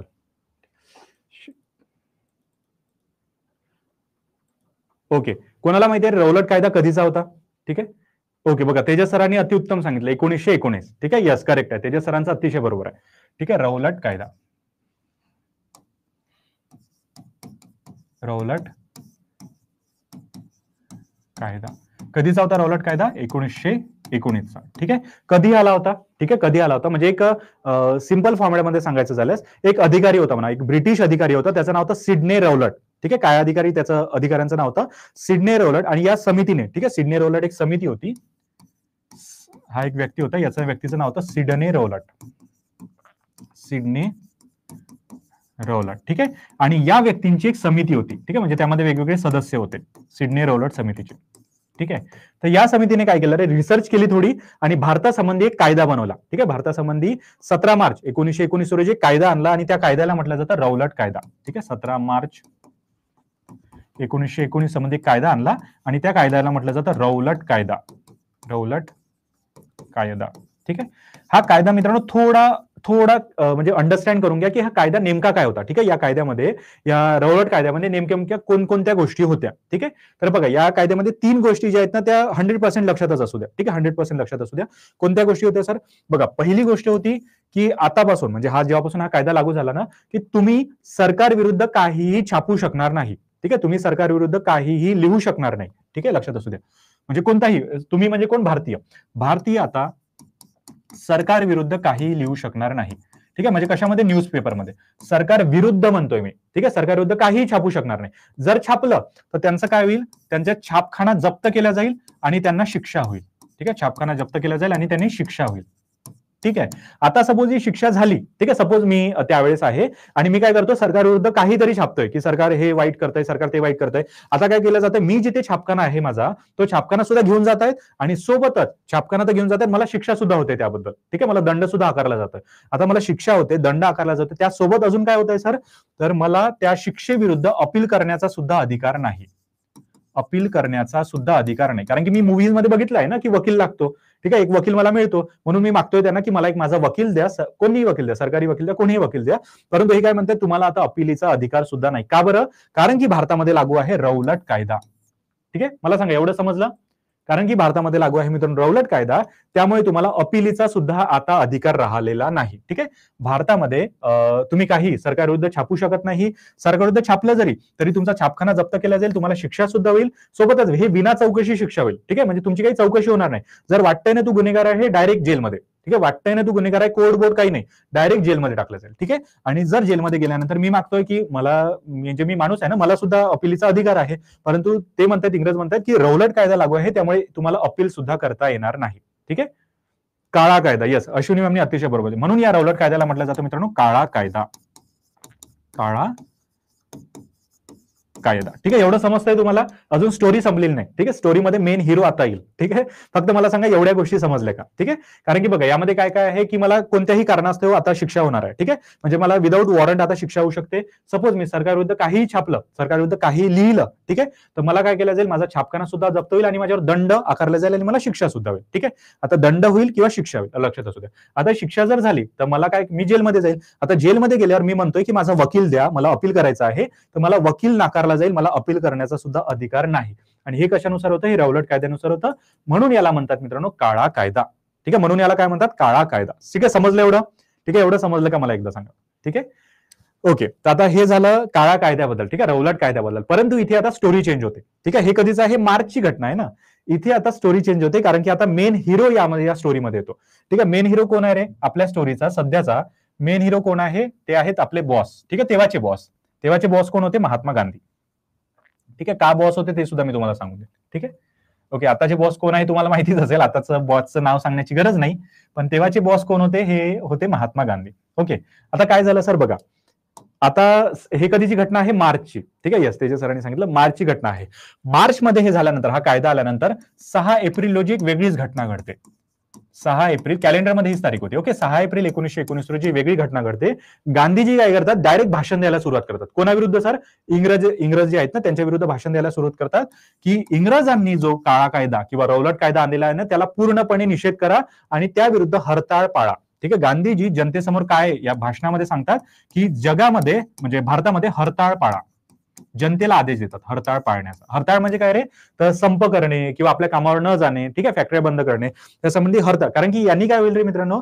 तर जे इंग्रजी सत्ता आहे ना, इंग्रजांची जी सत्ता आहे ती कशावर चालू आहे? आपल्या पैशांवर. आपण कमी पैशामध्ये जास्त काम करून देतो ना, त्यामुळे इंग्रजांची सत्ता चालू आहे. ती सत्ता जी आहे ना ती खचेल. ठीक आहे, का बरं खचेल? कारण की आपण हरताळ पाळला तर. ठीक आहे, हरताळ पाळला तर ती जी सत्ता आहे ना ती खचेल. म्हणून एप्रिल 1919 मध्ये गांधीजी लोकांना आदेश देतात की काहीही करा, परंतु काय करा, हरताळ पाळा. आणि लोकही खूप उत्साह येतो लोकांमध्ये. येस, लोकही काय करतात, तर लोक काय करतात, तर जास्तीत जास्त प्रतिसाद देतात आणि मॅक्सिमम लोक या हरताळमध्ये सामील होतात. ठीक आहे, आणि फक्त हरताळ पाळत नाही, काही लोक जे आहेत ना मित्रांनो सभाही काढतात. ठीक आहे, काही लोक काय करतात, मोर्चे काढतात, सभा काढतात. आणि अशीच सभा याच्यामध्ये पंजाबमध्ये 2 व्यक्ती काढतात, म्हणजे मोर्चे काढतात 2 व्यक्ती, आणि त्या व्यक्तींचं नाव होतं सैफुद्दीन किचलू आणि डॉक्टर सत्यपाल. ठीक आहे, लक्षात असू द्या, 2 व्यक्ती पंजाबमध्ये म्हणजे काय म्हणतात त्याला, मोर्चे काढतात, आणि त्या व्यक्तींचं नाव आहे डॉक्टर सैफुद्दीन किचलू. सैफुद्दीन किचलू आणि डॉक्टर सत्यपाल. इथे बघा डॉ आहे ना, डॉक्टर, तो लक्षात असू द्या. का बरं तो लक्षात असू द्या, मी तुम्हाला पुढे सांगतो. ओके, डॉक्टर सैफुद्दीन किचलू आणि डॉक्टर सत्यपाल. हे लोक सुद्धा गांधीजींच्या आदेशानुसार मोर्चे काढतात. आता हे जेव्हा मोर्चे काढतात, ठीक आहे, लक्षात असू द्या, हे जेव्हा मोर्चे काढतात आणि लोकांना एकत्र करतात ना, इंग्रज येतात आणि यांना धरतात आणि जेलमध्ये टाकून देतात. ठीक आहे, इंग्रज काय करतात, यांना पकडतात, डॉक्टर सैफुद्दीन किचलू आणि डॉक्टर सत्यपाल यांना अटक करतात आणि यांना टाकून देतात जेलमध्ये. आणि यांना जेलमध्ये टाकल्यामुळे, ठीक आहे, यांना जेलमध्ये टाकल्यामुळे एक सभा भरते. ठीक आहे, त्याला म्हटलं जातं जलियांवाला बागेतील सभा. ठीक आहे, लक्षात येत आहे, यांना अटक केल्यामुळे ती सभा भरली होती. ठीक आहे, आणि त्याच दिवशी, ज्या दिवशी सभा भरते ना, त्याच दिवशी सकाळी जे आपले इंग्रज आहेत ना ते आदेश काढतात की अमृतसरमध्ये आता कोणीही सभा घेणार नाही. अमृतसरमध्ये सभाबंदी आहे. ठीक आहे, असं कोण आदेश काढतात? अमृतसरमध्ये काय आदेश काढलेला आहे? सभाबंदीचा आदेश काढलेला आहे. का बरं सर सभाबंदीचा आदेश काढलाय? कारण की हे जे सैफुद्दीन किचलू आणि डॉक्टर सत्यपाल यांना अटक का झाली होती? कारण की यांनी मोर्चे काढले होते, छोट्या मोठ्या सभा घेतलेल्या होत्या, त्यामुळे यांना अटक झाली ना. म्हणून इंग्रज काय आदेश काढतात की आता सभा घेऊ नका. आणि यांना अटक केल्यामुळे जे आपले पंजाबी लोक आहेत, पंजाबी लोक काय करतात, तर अजून सभा घेतात. ठीक आहे, आणि तशीच एक सभा झालेली होती जलियांवाला बागेमध्ये. ठीक आहे, तशीच एक सभा कुठे झाली होती? जलियांवाला बागेमध्ये. आता ती सभा काय होती ते शिकून घेऊया. ठीक आहे, एवढं समजलं तुम्हाला? नसेल समजलं तर मला सांगा, मी पुन्हा एकदा समजून सांगतो. ठीक आहे, अगदी बेसिक पॉइंट आहे. फक्त सैफुद्दीन किचलू आणि डॉक्टर सत्यपाल. डॉक्टर सैफुद्दीन किचलू आणि डॉक्टर सत्यपाल हे लक्षात असू द्या. डॉक्टर का वापरतोय ते मी तुम्हाला सांगतो. ठीक आहे, ते होतेही डॉक्टर. ओके, 6 एप्रिल 1919 रोजी जी गांधीजींनी आदेश दिला तर सैफुद्दीन किचलू आणि सत्यपाल यांनी पंजाबमध्ये सभा काढली तर लोक सामील झाले म्हणून इंग्रजांनी काय केलं, सत्यपाल आणि किचलू या दोघांनाही जेलमध्ये टाकलं. आता या दोघांना जेलमध्ये टाकल्यानंतर पुढची स्टोरी काय ते ऐका. ठीक आहे, हे या दोघांना जेलमध्ये टाकल्यानंतर जो पंजाबचा जो ब्रिगेडियर होता, ठीक आहे, पंजाबचा रेजिनॉल्ड डायर जो आहे ना, डायर हा काय आदेश काढतो, डायर पंजाबमध्ये एक आदेश काढतो की आतापासून सभाबंदी राहील. सभाबंदी. ठीक आहे, पंजाबमध्ये अमृतसरमध्ये आतापासून सभाबंदी, कोणीही सभेमध्ये हजर राहणार नाही, पूर्णपणे आहे सभाबंदी. आणि इथून सगळी स्टोरी चेंज होते. इथे काय होते रे, तर लोक काय करतात, मग पंजाबमध्ये घेतात सभा. ठीक आहे, सभाबंदीनं मग आम्ही मुद्दामून सभा घेतो. ठीक आहे, म्हणून लोक काय करतात, तर पंजाबमध्ये सभा घेतात. ठीक आहे, कुठे घेतात रे ही सभा? ही घेतात मित्रांनो जलियांवाला बागेमध्ये. जलियांवाला बाग. ठीक आहे, जलियांवाला बागेमध्ये सभा घेतात. आता ही सपोज बाग आहे. ठीक आहे, यांच्या भिंती वगैरे आहेत उंच. ठीक आहे, भिंती वगैरे उंच आहे आणि या जाण्यासाठी फक्त एकच मार्ग आहे. ठीक आहे, लक्षात असू द्या, यांच्या भिंती कशा आहे, उंच आहे आणि जाण्यासाठी एकच मार्ग आहे. इथे विहीर सुद्धा आहे. ओके, विहीर सुद्धा आहे, लक्षात असू द्या. ओके, आणि ते आपला स्टेज उभारतात इथे. ठीक आहे, इथे स्टेज उभारतात. ठीक आहे, हे छोट्या छोट्या गोष्टी आहेत, फक्त लक्षात असू द्या. जलियांवाला बागेसंबंधी आपण बघतोय. ओके, जलियांवाला बागेसंबंधी आपण बघतोय. यामध्ये जे 2 नेते होते सैफुद्दीन किचलू आणि डॉक्टर सत्यपाल यांना झाली आहे अटक आणि हे आहेत सध्या जेलमध्ये. लक्षात असू द्या. ओके, हे कुठे आहेत रे? हे आहेत जेलमध्ये. ठीक आहे, आणि हे जेलमध्ये असल्यामुळे इथे काय होते, एक सभा भरली जाते. ठीक आहे, जसे जलियांवाला बागेमध्ये. आणि या दिवशी, ज्या दिवशी सभा असते ना, त्या दिवशी असतो मित्रांनो, त्या दिवशी म्हणजे पंजाबमध्ये असतो. कोणता सण असतो रे त्या दिवशी? ठीक आहे, पंजाबमध्ये कोणता सण साजरा केला जातो? ठीक आहे, पंजाबचा फेमस सण कोणता आहे, कोण सांगेल मला? ठीक आहे, कोणाला माहिती आहे? पंजाबचा फेमस सण कोणता आहे? तर लक्षात असू द्या, बैसाखी. ठीक आहे, बैसाखीचा जो सण असतो ना तो त्या दिवशी असतो. ठीक आहे, म्हणजे त्या पंजाबमध्ये. आणि पंजाबमध्ये त्याच दिवशी भरली जाते जलियांवाला बागेमध्ये एक सभा. आणि रेजिनॉल्ड डायरने काय सांगितलं आहे की सभा घ्यायची नाही. ठीक आहे, बैसाखी. यस, अश्विनी मॅमनी करेक्ट दिलं. ठीक आहे, बैसाखी हा सण असतो आणि जलियांवाला बागेमध्ये ऑलरेडी डायरने काय सांगितलं की कुठेच सभा घेऊ नका. पंजाबमध्ये काय, अमृतसरमध्ये कुठेच सभा घेऊ नका. तरी सुद्धा आपले जे लोक असतात ते तिथे जातात. परंतु लक्षात असू द्या, लोक रौलट कायद्याला विरोध करायला नाही जात. ठीक आहे, तिथे सभा जी घेतली जाते ना, ती रौलट कायद्याच्या विरोधात अजिबात नसते. ती सभा असते या दोघांना जेलमध्ये टाकलाय ना त्याच्या विरोधात.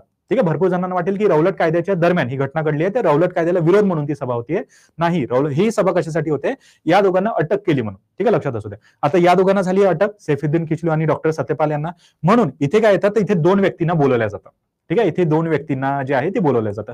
कोण 2 व्यक्ती, तर एक असतो मित्रांनो कन्हैया, ठीक आहे, एक कानिया. ठीक आहे, कानिया नावाचे एक व्यक्ती असतात, हे ऍक्च्युअली या सभेचे अध्यक्ष असतात. ठीक आहे, या सभेचे अध्यक्ष असतात आणि ओके, त्यांचं नाव होतं भाटिया, लाला कन्हैयालाल भाटिया. ओके, लाला कन्हैयालाल भाटिया, लाला कन्हैयालाल भाटिया.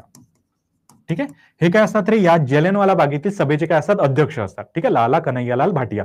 आणि अजून एका व्यक्तीला बोलवलं जातं जो यांचा मित्र असतो, आणि तो कोण असतो रे, डॉक्टर मोहम्मद बशीर. म्हणून मी म्हटलं होतं तुम्हाला डॉक्टर लक्षात ठेवा, कारण की डॉक्टर मोहम्मद बशीर याला प्रमुख पाहुणं म्हणून बोलवलं जातं. का बरं, कारण की ते यांच्याच कॅटेगरीमध्ये असतात. ठीक आहे, यांचेच मित्र असतात. ठीक आहे, लक्षात असू, डॉक्टर सत्यपाल, डॉक्टर सैफुद्दीन किचलू आणि त्यांचेच एक मित्र डॉक्टर जे बशीर होते ना, यांना इथे बोलवलं जातं. ठीक आहे, आणि अशी मिळून हे सभा इथे चालते. इथे सर्व लोक बसून आहेत.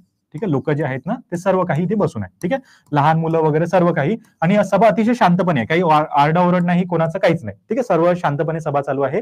परंतु इंग्रज हे शांतपणे काही कार्य करणारेच नव्हते. ठीक आहे, तर इंग्रजांमधला एक अधिकारी आपली गाडी घेऊन आला. ठीक आहे, इंग्रजातला एक अधिकारी गाडी घेऊन आला आणि गाडीसोबत काही सैनिकही आणले. तर त्या अधिकाऱ्याचं नाव काय होतं रे, त्या अधिकाऱ्याचं नाव होतं मित्रांनो डायर. ठीक आहे, डायर आला आपल्या गाडी सहित आणि इथून एंटर केलं त्याने. ठीक आहे, आणि इथे लावली गाडी. ठीक आहे, आणि गाडीवर राहिला उभा. ठीक आहे, त्यांनी काय केलं, बाकीच्या सर्व सैनिकांना इथे उभं केलं. सर्व सैनिकांना, लोक थोडे जे होते सभेमध्ये गुंतलेले होते, तरी काही लोकांचं लक्ष गेलं, काही लोक घाबरले थोडे. ठीक आहे, सगळ्यांना इथे उभं केलं आणि या डायरने जनतेवर डायरेक्ट गोळीबाराचा आदेश दिला. ठीक आहे, जनतेवर डायरेक्ट गोळीबाराचा आदेश दिला. ठीक आहे, लक्षात असू द्या. आणि या गोळीबारामध्ये काय झालं तर मॅक्सिमम जे लोक होते ना ते मृत्युमुखी पडले. त्यावेळेस काही लोकांनी या भिंतींवरून धावण्याचा प्रयत्न केला, परंतु भिंती उंच असल्याने ते धावू शकले नाही. ठीक आहे, त्यावरून उडी मारून हे जाऊ शकले नाही. काही लोकांनी या विहिरीमध्ये उडी टाकण्याचा प्रयत्न केला, काही लोकांना उडी टाकतानाच गोळी लागली, काही लोकांनी याच्यामध्ये पडून जो मृत्यू होता तो त्यांचा झालेला होता. यामध्ये लहान मुलं सुद्धा होते, स्त्रिया सुद्धा होत्या, अनेक व्यक्ती सुद्धा होते, भरपूर जण होते. ठीक आहे, तर लक्षात असू द्या, यांनी ज्या गोळ्या झाडल्या, ठीक आहे, यांनी ज्या गोळ्या झाडल्या त्यामध्ये किती गोळ्या झाडण्यात आल्या, तर 1600 फायरी झाडण्यात आल्या. 1600, लक्षात असू द्या, 1600 फायरी. ठीक आहे, आणि असं म्हटलं जातं मित्रांनो, यामध्ये 400 लोक मृत्युमुखी पडले. किती लोक मृत्युमुखी पडले, 400 लोकांचा मृत्यू झाला आणि 2000 पेक्षा अधिक लोक जखमी झाले. 2000 पेक्षा अधिक लोक काय झाले रे, जखमी झाले. परंतु लक्षात असू द्या, मी आता तुम्हाला एक छोटीशी गोष्ट सांगतो की 1600 फायरी 400 इंग्रजांनी आपल्याला दिलेला होता. ठीक आहे, असं म्हटलं जातं, तुम्ही काही ग्रंथ आहेत, ठीक आहे, जर तुम्ही फ्रीडम फायटरचे काही ग्रंथ वाचले तर त्यांनी असं सांगितलेलं आहे मित्रांनो की हे आकडे खोटे आहेत. ठीक आहे, यापेक्षाही जास्त लोक जे आहेत ना ते मृत्युमुखी पडलेले होते. ठीक आहे, जास्त, हे 400 फक्त इंग्रजांनी सांगितले होते. का बरं सांगितले होते, कारण की याच्यानंतर मित्रांनो एक कमिशन बसवण्यात आलेलं होतं, हंटर कमिशन. त्या कमिशन समोर एक रिपोर्ट सादर करायचा होता आणि त्या रिपोर्टमध्ये आपल्याला आकडे दाखवायचे होते, म्हणून त्या आकडेमध्ये हे खोटे आकडे दाखवले होते त्यांनी, इंग्रजांनी. ठीक आहे, आणि आपल्याला तर आपण रिसर्च जेव्हा करतो तर त्यांच्याच आकड्यांवरून रिसर्च करतो ना, कारण की आपल्या भारतामध्ये इंग्रज होते तेव्हा, त्यामुळे त्यांच्या रिसर्चवरून आपल्याला हे आकडे मिळाले. परंतु काही जे फ्रीडम फायटर आहे ना त्यांच्या बुक्समध्ये असं देऊ ना की हे आकडे खोटे आहेत. ठीक आहे, परंतु आपल्याला अभ्यास करावा लागेल यांचा. ठीक आहे, तर 1600 फायरी, 400 लोक मृत्युमुखी आणि 2000 लोक जखमी. पण यापेक्षाही वाईट गोष्ट काय माहिती आहे का, यापेक्षा वाईट गोष्ट अशी आहे मित्रांनो की हे जे इथे उभे होते ना, हे गोळ्या झाडणारे, हे भारतीय होते. ठीक आहे, भारतीयांनी तेव्हा भारतीयांवर गोळ्या झाडल्या होत्या. अर्ध्यापेक्षा जास्त यावेळेस भारतीय होते, लक्षात असू द्या. ठीक आहे, म्हणजे डायर एक इंग्रजी व्यक्ती, त्यासोबत काही इंग्रज सुद्धा होते, परंतु मॅक्सिमम लोक हे भारतीय होते आणि भारतीयांनीच तेव्हा भारतीयांवर गोळ्या झाडलेल्या होत्या. ठीक आहे, तर मला सांगा मित्रांनो, इथपर्यंत जालियनवाला बाग हत्याकांड समजलं का? ठीक आहे, मला सांगा, नसेल समजलं तर काही हरकत नाही, मला एकदा सांगा, मी पुन्हा एकदा समजून सांगतो. ठीक आहे, फक्त समजलं म्हणजे डॉक्टर यांना का बोलवण्यात आलं होतं, कारण की सैफुद्दीन किचलू आणि डॉक्टर सत्यपाल यांना अटक करण्यात आलेली होती. ओके, समजत आहे, या ज्या घटना आहेत, या ज्या घडामोडी घडतायत हे समजत आहे का, मला एकदा सांगा. ओके, नितेंद्र सरांनी सांगितलं, तेजस सरांनी सुद्धा सांगितलं. ओके, बाकी जणांना समजलं का? ओके, अश्विनी मॅमना सुद्धा समजलं. ओके, मला थोडं थोडं सांगत चला, जेणेकरून मला कळेल की तुम्ही ऍक्टिव्ह आहात, की झोपले नाही आहात तुम्ही. ओके, मला कळेल की तुम्ही थोडे तरी ऍक्टिव्ह आहात. समजत आहे? Okay, Ashwini ma'am, Poonam ma'am नाही समजलं.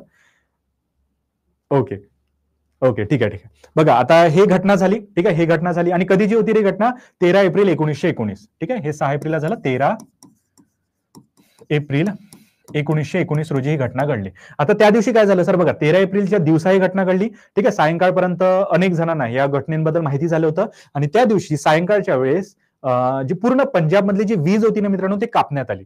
ठीक आहे, वीज बंद करण्यात आली. त्या दिवशी जर तुम्ही कोणी जर पंजाबला बघितलं ना, पंजाबमध्ये पूर्ण काळोख होता. ठीक आहे. आणि हा काळोख असताना यातले जे काही व्यक्ती होते, पंजाबमधले काही, जे अमृतसरमधले काही व्यक्ती होते ना, हे कोणत्या गल्लीतून जरी जात असेल ना, तर त्यांना पोटावर चालून जावं लागत असे. का बरं? कारण की इंग्रज त्यांना लाथाबुक्क्या मारत होते. इंग्रजांमध्ये अर्धे तर भारतीयच होते. ठीक आहे, लक्षात असू द्या. जे त्या वेशांमध्ये होते इंग्रजांच्या, ते लाथाबुक्क्या मारून त्यांना पाठवत असे. ठीक आहे, एवढी वाईट वागणूक त्यावेळेसच्या अमृतसर आहे ना, अमृतसर जो पंजाब आहे, ठीक आहे, तर त्यांना देण्यात आलेली होती. ठीक आहे, ही छोटीशी बेसिक माहिती, हे विचारलं जात नाही. ठीक आहे, फक्त लक्षात असू द्या. आणि याच वेळेस मग ही घटना झाली होती, म्हणून रवींद्रनाथ टागोरांना या घटनेचा राग आला. ठीक आहे, रवींद्रनाथ टागोरांनी काय केलं रे, तर रवींद्रनाथ टागोरांनी या घटनेच्या, या हत्याकांडाच्या निषेधार्थ त्यांना मिळालेल्या सर या पदवीचा त्याग केला. ठीक आहे, सर ही पदवीचा काय केला, त्याग केला, की मला नको अशी सर ही पदवी जी इंग्रजांकडून मिळालेली होती. ठीक आहे, म्हणून रवींद्रनाथ टागोरांनी सर या पदवीचा त्याग केला, हे लक्षात असू द्या. ही कधीची घटना आहे? 13 एप्रिल 1919च्या दिवशी जे जालियनवाला बाग हत्याकांड झालेलं होतं ना, त्याच्या निषेधार्थ ही जी घटना आहे ना, ही झालेली होती. आणि रवींद्रनाथ टागोरांनी सर ही जी पदवी होती या पदवीचा त्याग केलेला होता. ठीक आहे, परंतु सर मला एक सांगा की या डायरचं काय झालं मग? ठीक आहे, डायरचं काही ना काही झालं असतील ना, यानं एवढा भयानक आदेश दिला होता लोकांवर गोळी झाडण्याचा, तर याचं काही ना काही झालं असेल. आता याचं काय झालं ना, ते आपण बघूया. ठीक आहे, हे तर झाली घटना. आता घटनेचा परिणाम काय आहे ते आपण बघूया. ठीक आहे, घटनेचा परिणाम. ओके, घटनेचा परिणाम सिंपल होता. ठीक आहे, तरी मी समजून सांगून देतो.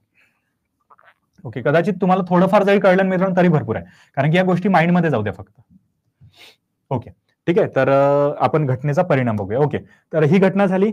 अनेक लोक आता चिडायला लागले, भारतभर याचा विरोध व्हायला लागला. ठीक आहे, आणि हीच घटनेचा जो निषेध आहे ना, तो पोहोचला ब्रिटिश पार्लमेंटपर्यंत. ठीक आहे, ब्रिटिश पार्लमेंट. आणि महात्मा गांधीजींनी सुद्धा या घटनेचा तीव्र निषेध केला, की मी इकडे सांगतोय रौलट कायद्याला विरोध करा, आणि हे लोकांनाच मारायला निघाले. इंग्रज जे आहेत हे लोकांनाच मारायला निघालेले आहेत, एवढे वाईट झालेले आहेत हे इंग्रज. म्हणून महात्मा गांधींनी आणि अनेक जणांनी याचा विरोध केल्यानंतर ब्रिटिश पार्लमेंटने ठरवलं की ठीक आहे, हे असं झालेलं आहे ना, तर आपण काय करूया, याची चौकशी करूया. ठीक आहे, याची चौकशी करूया. आणि चौकशी करण्यासाठी एक कमिशन नेमण्यात आलं, आणि त्या कमिशनचं नाव होतं मित्रांनो हंटर कमिशन. त्या कमिशनचं नाव होतं हंटर कमिशन. कारण की तुम्ही बघा ना, आताही भारतामध्ये कोणतीही घटना घडली की त्याच्यामध्ये एक समिती नेमल्या जाते. ठीक आहे, ती समिती ठरवते की हे खरंच चुकीचं होतं की बरोबर होतं. त्याचप्रमाणे समिती म्हणजे काय, कमिशन ठरवलं जातं ना. त्याचप्रमाणे रौलट जे काय हे झालं होतं, जालियनवाला बाग हत्याकांड जे झालेलं होतं, त्याच्या विरोधार्थ जे हंटर कमिशन आहे ना, ते नेमण्यात आलं. ठीक आहे, ही घटना कधीची होती री? ही घटना होती एप्रिल महिन्यामधली. ठीक आहे, ही घटना होती एप्रिल महिन्यामधली. परंतु हंटर कमिशन हे कधी नेमण्यात आलेलं होतं? तर हे नेमण्यात आलेलं होतं ऑक्टोबर 1919 मध्ये. ऑक्टोबर 1919 मध्ये. ठीक आहे, लक्षात असू द्या. हंटर कमिशन नेमण्यात आलं. हंटर कमिशन भारतामध्ये आलं, चौकशी करायला लागलं. आणि या हंटर कमिशनचं काम काय होतं? फक्त पंजाबची चौकशी करणे नाही. ठीक आहे, यांनी चौकशी केली 3 प्रांतांची, मुंबई, दिल्ली आणि पंजाब. परंतु सर हंटर कमिशन आलं होतं पंजाबमध्ये जी घटना घडली आहे त्याच्या निषेधार्थ. मग हे कशासाठी आले? ठीक आहे, मुंबई आणि दिल्लीमध्ये का बरं त्यांनी चौकशी केली? कारण की हंटर कमिशनचं असं म्हणणं होतं मित्रांनो, की जर पंजाबमध्ये ही घटना घडली असेल, ज्यांच्याबद्दल माहिती झालं, ठीक आहे, पंजाबमध्ये ही घटना घडली होती ज्यांच्याबद्दल माहिती झालं, परंतु ही घटना मुंबई आणि दिल्लीमध्येही घडलेली असेल. ठीक आहे, ही घटना जी आहे ती मुंबई आणि दिल्लीमध्येही घडली असू शकते. म्हणून याच्या निषेधार्थ, ठीक आहे, यांना जो चौकशी करायची त्याच्यासाठी मुंबई, दिल्ली आणि पंजाब येथे हंटर कमिशन जे होतं ते नेमण्यात आलेलं होतं. ठीक आहे, यांची चौकशी करण्यासाठी. ठीक आहे, आणि ब्रिटिश पार्लमेंटने आणि जे आपले तेव्हाचे व्हाईसरॉय होते त्यांच्या मिळून हे जे हंटर कमिशन होतं हे चाललेलं होतं. ठीक आहे, ब्रिटिश पार्लमेंटने याचे आदेश दिलेले होते, कारण की गांधीजींनी तीव्र निषेध केलेला होता. ठीक आहे, अशा सरकारसोबत मला कामच करायचं नाही म्हणे, जे अशा सारख्या जालियनवाला बागेसारख्या ज्या घटना असतात ना त्या घडवून आणतात. ठीक आहे, त्यामुळे ब्रिटिश पार्लमेंटने ठरवलं की एक हंटर कमिशन नेमूया. ठीक आहे, आणि हे हंटर कमिशन चौकशी करेल मुंबई, दिल्ली आणि पंजाबची. ठीक आहे, तर यांनी काय केलं, मुंबईची सुद्धा चौकशी केली, दिल्लीची सुद्धा केली आणि पंजाबची सुद्धा चौकशी केली. आणि या कमिशनमध्ये फक्त इंग्रज होते का रे? कोण सांगेल मला, या कमिशनमध्ये फक्त इंग्रज होते का? तर नाही. ठीक आहे, या कमिशनमध्ये इंग्रज आणि भारतीय दोन्ही होते. ठीक आहे, काही इंग्रज व्यक्ती सुद्धा होते आणि काही भारतीय व्यक्ती सुद्धा होते. ठीक आहे, लक्षात असू द्या. काही इंग्रज व्यक्ती सुद्धा होते आणि काही भारतीय व्यक्ती सुद्धा मुंबई, दिल्ली आणि पंजाब येथील परिस्थितीचा आढावा घेण्यासाठी आलेले होते. ठीक आहे, आणि यांनी काय केलं रे बघा, इंग्रज आणि भारतीय यामध्ये आहे. तर मला एकच गोष्ट सांगा, की जो आपला हा आहे, काय नाव आहे याचा? तर याचं नाव आहे डायर. ठीक आहे, डायर. ओके, मला एकच गोष्ट सांगा, डायरवर कोणती कारवाई केली असेल किंवा नाही? ठीक आहे, कोणाला माहिती आहे? ओके, कोणाला माहिती आहे डायरवर कोणती कारवाई केली असेल किंवा नाही? ठीक आहे, सांगून बघा, की मुंबई, दिल्ली आणि पंजाब येथे जेव्हा चौकशी करण्यात आली तर डायरने तर ते हत्याकांड घडवलं होतं ना, तर डायरवर कोणती कारवाई करण्यात आली किंवा नाही? ठीक आहे, कोण मला सांगेल? सर्वांनी सांगून बघा. ओके, याचे फक्त जे हंटर कमिशन होतं ते लॉर्ड विल्यम हंटर यांचं होतं, त्यांचं नाव लक्षात असू द्या, लॉर्ड विल्यम हंटर. ओके, सर्वांनी सांगून बघा की डायरवर कोणती कारवाई केली किंवा नाही. कारण की यांनी पूर्णपणे जालियनवाला बाग हत्याकांडाची चौकशी जी होती ती केलेली होती. ठीक आहे, सर्वांनी सांगून बघा, ट्राय करा बघा. तेजस सरांनी सांगितलं, बाकी जणांनी सांगून बघा. Apurva ma'am, Ashwini ma'am, Poonam ma'am, काय वाटतं तुम्हाला, केली असेल, नाही किंवा हो? ठीक आहे, सांगून बघा. त्याच्यानंतर पुढची स्टोरी जी आहे ती कंटिन्यू करतो.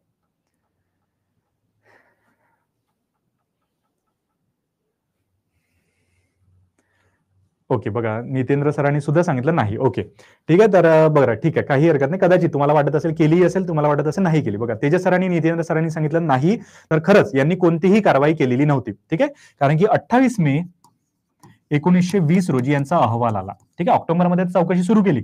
28 मे 1920 रोजी यांचा एक अहवाल आला आणि त्या अहवालामध्ये क्लिअरली यांनी सांगितलं, म्हणजे डायरवर कोणतीही कारवाई करण्यात येऊ नये. का बरं?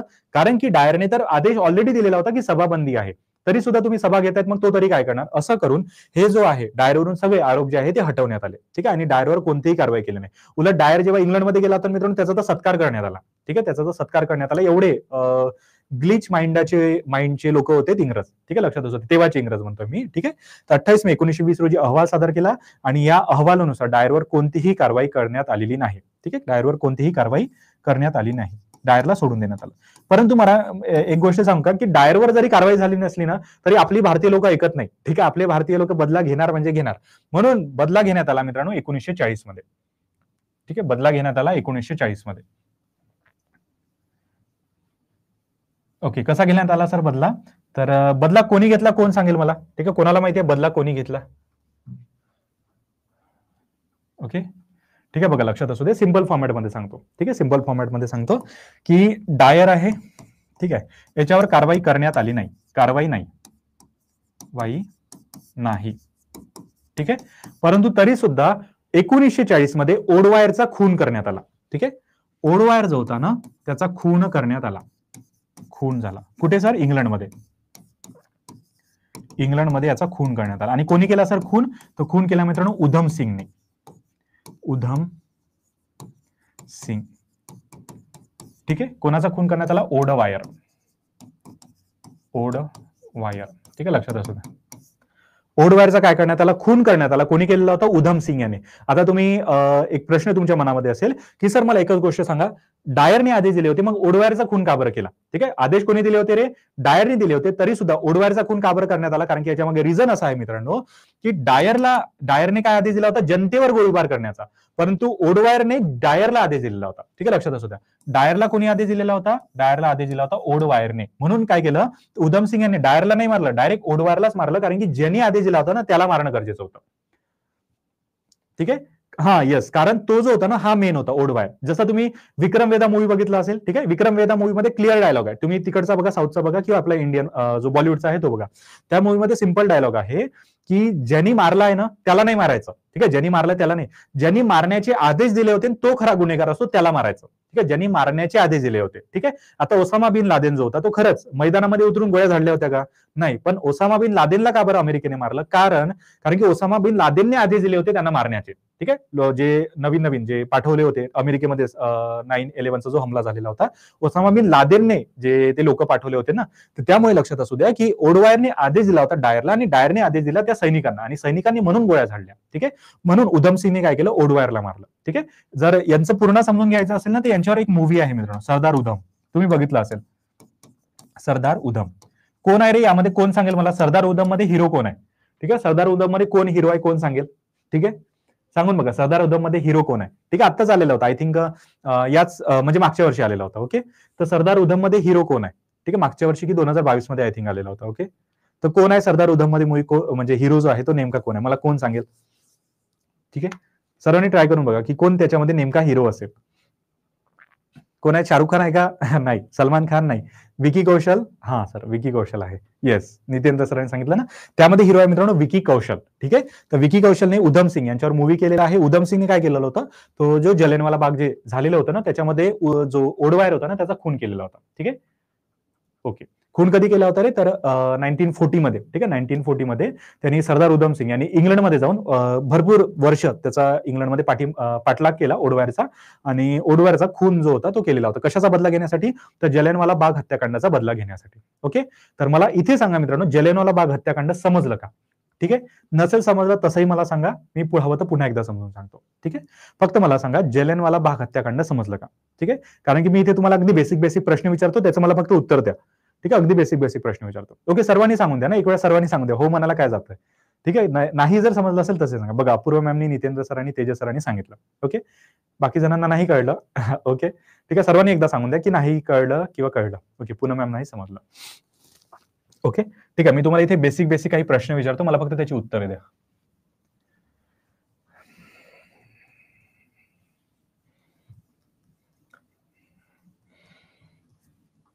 ओके. प्रश्न काय आहे सर? लवकर विचारा की. ओके. ठीक आहे. प्रश्न काय रे? तर मला सांगा रौलट कायदा. ठीक आहे. रौलट कायदा जो व्यक्ती त्या रौलट कायद्याचा अध्यक्ष होता त्याचं नाव काय? ठीक आहे. त्याचं आडनाव रौलट आहे, पण त्याचं नाव काय? कोण सांगेल मला? रौलट कायदा ज्या व्यक्तीच्या नावावर आहे त्या व्यक्तीचं नाव काय? ठीक आहे. सांगा मला. रौलट कायदा ज्या व्यक्तीच्या नावावर आहे त्या व्यक्तीचं नाव काय आहे आणि रौलट कायद्याची डेट काय आहे? ठीक आहे. कधी हा जो भारतामध्ये आलेला होता रौलट कायदा? ठीक आहे. सगळ्यांनी सांगून बघा. चुकलं तरी चालेल, बिंदास राहा. कोणी काही रागवणार नाही, कोणी काही मारणार नाही. फक्त आपल्याला लक्षात राहील. फक्त आपल्याला लक्षात राहील. चुकलं तर चुकलं, काही होत नाही. बघा, जेवढ्या गोष्टी चुकतील ना तेवढ्या गोष्टी लक्षातही राहतील. ठीक आहे. माझंही ग्रॅज्युएशनच्या वेळेस मला नाही समजायचं काही गोष्टी, पण हळूहळू समजतात. त्यामुळे बिंदास राहा की सर नाही माहिती, की माहिती आहे, काही सांगितलं तरी चालेल. ओके. माहिती आहे रौलट समिती, सिडने रौलट. बघा, yes, Sidney Rowlatt. Yes. Date काय रे? डेट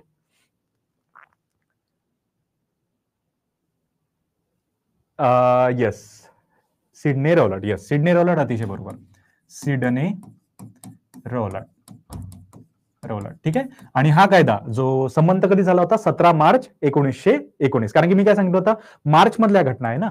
नाही, 6 एप्रिलला तर गांधीजींनी घोषणा केली. ठीक आहे. 6 एप्रिलला तर गांधीजींनी घोषणा केली. 17 मार्च 1919. ओके. 6 एप्रिल जे तुम्हाला डेट आली आहे मित्रांनो, ती तर गांधीजींनी घोषणा केली होती त्या दिवशी की काय करा रे, हरताळ पाळाची. ठीक आहे. 6 एप्रिलला तर घोषणा केली होती. 6 एप्रिलला काय घोषणा केली होती? की हरताळ पाळा. आणि त्यामुळे जो हरताळ होता तो पाळण्यात आलेला होता आणि त्यामुळे जालियनवाला बाग हत्याकांड घडलेलं होतं. कधी घडलेलं होतं जालियनवाला बाग हत्याकांड? 13 एप्रिल रोजी. 13 एप्रिल 1919 रोजी. समजताय? बघा, मार्च मध्ये ही घटना घडली, म्हणजे सिडने रौलट समिती नेमण्यात आली. त्याच्या निषेधार्थ 6 एप्रिलला गांधीजींनी भाषण केलं, त्यामध्ये सांगितलं हरताळ पाळा. त्याच्या निषेधार्थ 13 एप्रिलला काय झालं? तर 13 एप्रिलला जे जालियनवाला बाग हत्याकांड होतं ते घडलेलं होतं. ठीक आहे. आणि 13 एप्रिल नंतर ऑक्टोबर महिन्यामध्ये, ठीक आहे, 13 एप्रिल नंतर ऑक्टोबर महिन्यामध्ये, ऑक्टोबर 1919 मध्ये काय नेमण्यात आलं रे? हंटर कमिशन नेमण्यात आलं. ठीक आहे. आणि हंटर कमिशनने जेव्हा आपला रिपोर्ट दिला, तर रिपोर्ट कधी दिलेला होता? ठीक आहे. हंटर कमिशनने जो रिपोर्ट सादर केलेला होता तो कधी केलेला होता? तर तो मे 1920 मध्ये केलेला होता. मे 1920. ठीक आहे. लक्षात असू द्या. या घडामोडी फक्त लक्षात ठेवा. 17 मार्चला काय झालेलं होतं, एप्रिलमध्ये काय झालेलं होतं? एप्रिल महिन्यात 2 घटना लक्षात ठेवा. एक तर गांधीजींचं भाषण लक्षात ठेवा आणि जालियनवाला बाग हत्याकांड लक्षात ठेवा. ओके. त्यानंतर ऑक्टोबरमध्ये जे कमिशन होतं, जे हंटर कमिशन होतं ते नेमण्यात आलेलं होतं आणि मे 1920 मध्ये त्यांनी रिझल्ट दिला. ठीक आहे. परंतु यानंतर हत्या कधी झाली? उधमसिंगने हत्या कधी केली? 40 मध्ये. ठीक आहे. उधमसिंगने हत्या फार लेट केली, परंतु पाठलाग करायला वेळ लागला ना, त्यामुळे येस, करेक्ट. ठीक आहे. ओके. मला आता एका गोष्टीचं उत्तर द्या. ओके. उधमसिंगचं सांगितलंच मी. ओके. ठीक आहे. काय विचारू शकतो मी? अच्छा, मला सांगा की जे होम रूल चळवळ आहे ती कोणत्या देशाची आहे? ठीक आहे. होम रूल चळवळ जी आहे ती नेमक्या कोणत्या देशाची आहे? इंग्लंड, ऑप्शन देऊ का? England, America, Ireland, Sweden. कोण सांगेल? होम रूल चळवळ ही नेमक्या कोणत्या देशाची आहे? ठीक आहे. सांगून बघा, नाही आलं तर काही हरकत नाही. ठीक आहे. होम रूल चळवळ ही नेमक्या कोणत्या देशाची आहे? ठीक आहे. तुम्हाला काय वाटतं होम रूल चळवळ कोणत्या देशाची असेल? ठीक आहे. होम रूल चळवळ सुद्धा शिकवली ना? ठीक आहे. सांगून बघा, होम रूल चळवळ नेमक्या कोणत्या देशाची असेल?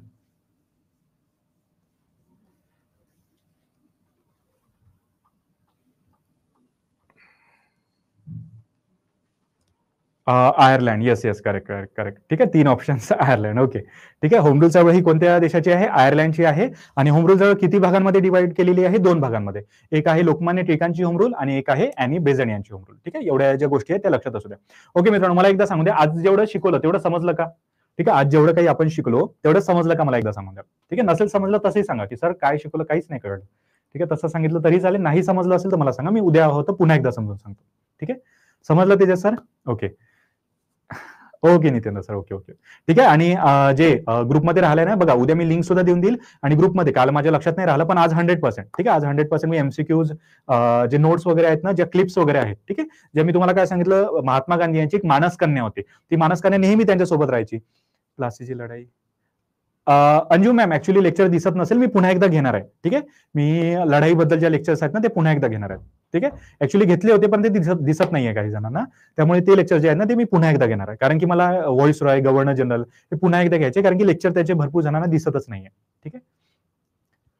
येस येस येस, मी येस नितेंद्र सर, मी उद्या तुम्हाला लिंकही देऊन देतो, त्यामध्ये ग्रुपमध्ये ऍडही करून देतो ठीक आहे. ओके, तर ठीक आहे मित्रांनो, आता कदाचित लेक्चर आपण इथे थांबवूया ठीक आहे. आणि उद्याच्या लेक्चरमध्ये याच वेळेवर 5:30 वाजता भेटूया ठीक आहे. आणि पुढचं जे लेक्चर आहे, पुढची जी स्टोरी आहे ना, कारण की अजून खिलाफत चळवळ बाकी आहे, खेडा सत्याग्रह बाकी आहे, भरपूर गोष्टी बाकी आहे ठीक आहे. तर त्या उद्याच्या लेक्चरमध्ये कंटिन्यू करूया. हा येस येस, तुमचं सुद्धा मनापासून धन्यवाद Anju ma'am, Rajeshree ma'am, Tejas sir, खरंच मनापासून कोटी कोटी धन्यवाद की तुम्ही आलात. नितेंद्र सर, तेजस सर, तुमचं सुद्धा मनापासून धन्यवाद. रमेश सर, तुमचं सुद्धा धन्यवाद की तुम्ही लेक्चरला आलात ठीक आहे.